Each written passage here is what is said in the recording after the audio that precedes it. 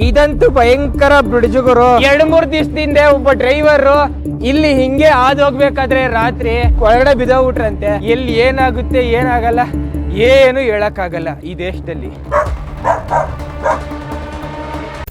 ಅಫ್ಘಾನಿಸ್ತಾನದ ಹಳ್ಳಿ ಜನಗಳು ಮನೆ ಕಟ್ಕೋತಾವ್ರ ನೋಡ್ರಿ. ಇವರು ಮನೆನ ಕಟ್ಟೋದು ನೋಡಿ ಹೆಂಗೆ, ಫುಲ್ಲು ಮಣ್ಣೆಲ್ಲ ತೆಗೆದ್ಬಿಟ್ಟು ಒಳಗಡೆ ಫುಲ್ಲು ಪಾಯ ಕಟ್ತಾವ್ರೆ. ಪಾಯದ ಮೇಲೆ ಮಣ್ಣಿನ ಇಟ್ಟಿಗೆ, ಆ ಇಟ್ಟಿಗೆನೂ ಅಷ್ಟೊಂದು ಸ್ಟ್ರೆಂತ್ ಇರಲ್ಲ, ಅದಕ್ಕೇನೆ ಜಾಸ್ತಿ ಇಟ್ಟಿಗೆ ಹಾಕ್ತಾವ್ರೆ. ಸ್ಟ್ರೆಂತ್ ಇಲ್ಲದೆ ಇರೋ ಅಂಥ ಇಟ್ಟಿಗೆ ನೋಡಿ, ಬಿಳಿ ಮಣ್ಣಿನ ಇಟ್ಟಿಗೆ. ಇವರ ಮಣ್ಣಲ್ಲಿ ಸ್ಟ್ರೆಂತೇ ಇಲ್ಲ ನೋಡಿ, ಈಸಿಯಾಗಿ ಮುರಿದೋಗ್ಬಿಡುತ್ತೆ ಇಟ್ಟಿಗೆ. ಆದರೆ ಅವ್ರಿಗೆ ಬೇರೆ ದಾರಿ ಇಲ್ಲ, ಇದೇ ಮಣ್ಣಲ್ಲೇ ಇಟ್ಟಿಗೆ ಮಾಡ್ಕೊಬೇಕು. ಇದನ್ನು ಬೇಯಿಸದೇ ಇರೋ ಅಂಥ ಇಟ್ಟಿಗೆ ಇದು. ಉದೂಕ್ಕೆ ರೈಲ್ವೆ ಟ್ರ್ಯಾಕ್ ಥರ ಜೋಡಿಸ್ಕೊಂಡೋಯ್ತವ್ರು ಇಟ್ಟಿಗೆನ. ಒಬ್ರೊಬ್ರು ಒಂದೊಂದು ಸ್ಟೈಲಲ್ಲಿ ಮನೆ ಕಟ್ತಾರೆ. ಇವರ ಸ್ಟೈಲು ಇದು. ನಾವಿರೋ ಅಂಥ 106 ಎಕರೆ ಸುತ್ತ ಫುಲ್ಲು ಬಂದಮೀರ್ ನ್ಯಾಷನಲ್ ಪಾರ್ಕ್ಗೆ ಸೇರಿರೋ ಅಂಥ ಜಾಗ. ಈ ಜಾಗದಲ್ಲಿ 7 ಲೇಕ್ಗಳಿವೆ. ಆ ಲೇಕಿಂದ ಬರ್ತಾ ಇರೋವಂಥ ನೀರಿದು. ಆಹಾ, ತಣ್ಣಗಿರೋ ನೀರು ಎಗರ್ತಾ ಇದೆ ಹಂಗೆ.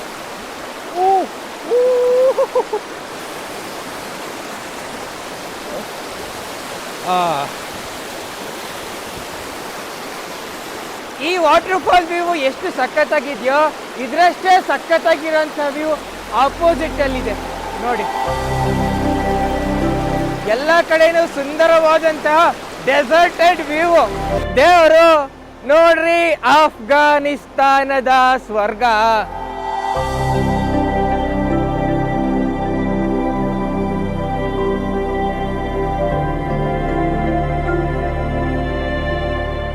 ಇದಂತೂ ಭಯಂಕರ ಬಿಡ್ಜುಗುರು. ಓಹೋ, ಇಮ್ಯಾಜಿನ್ ಕೂಡ ಮಾಡ್ಕೊಳಕ್ಕಾಗಲ್ಲ. ನಟೋರಿಯಸ್ ಬ್ರಿಡ್ಜ್ ನೋಡ್ರಿ. 2-3 ದಿವಸದಿಂದ ಒಬ್ಬ ಡ್ರೈವರು ಇಲ್ಲಿ ಹಿಂಗೆ ಹೋಗ್ಬೇಕಾದ್ರೆ ರಾತ್ರಿ ಒಳಗಡೆ ಬಿದ್ದೋಗ್ಬಿಟ್ರಂತೆ. ಸದ್ಯ ಏನೂ ಆಗಲಿಲ್ಲ, ಯಾಕಂದ್ರೆ ನೀರು ಅವಾಗ ಜಾಸ್ತಿ ಇತ್ತು, ಇವಾಗ ನೀರು ಕಮ್ಮಿ ಇದೆ. ಇವಾಗ ಯಾರಾದರೂ ಬಿದ್ದರೆ ಏನಾಗುತ್ತೆ ನೀವು ಇಮ್ಯಾಜಿನ್ ಮಾಡ್ಕೊಳ್ಳಿ.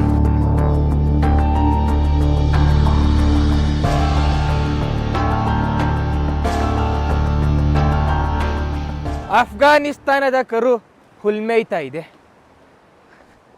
ಕರೆಂಟ್ ಇಲ್ವಾ ವೈರಲ್ಲಿ? ಯಾವುದ್ರಲ್ಲಿ ಕರೆಂಟ್ ಇರ್ತದೆ, ಕರೆಂಟ್ ಇರಲ್ಲ, ಎಲ್ಲಿ ಏನಾಗುತ್ತೆ ಏನಾಗಲ್ಲ ಏನು ಹೇಳೋಕ್ಕಾಗಲ್ಲ ಈ ದೇಶದಲ್ಲಿ.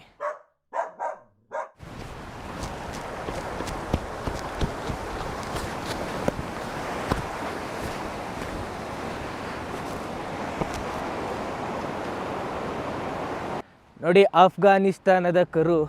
ಈ ಜಾಗದಲ್ಲಂತೂ ಸಿಕ್ಕಾಪಟ್ಟೆ ಚಳಿ. ಈ ಚಳಿಗೆ ಹೊಂದ್ಕೊಂಡಿರೋ ಅಂಥ ಕರುಗಳಿವೆಲ್ಲ. ಮನುಷ್ಯರ ಸ್ವೆಟ್ರ್ ಹಾಕೊಂಡು ತಿರುಗಬೇಕು.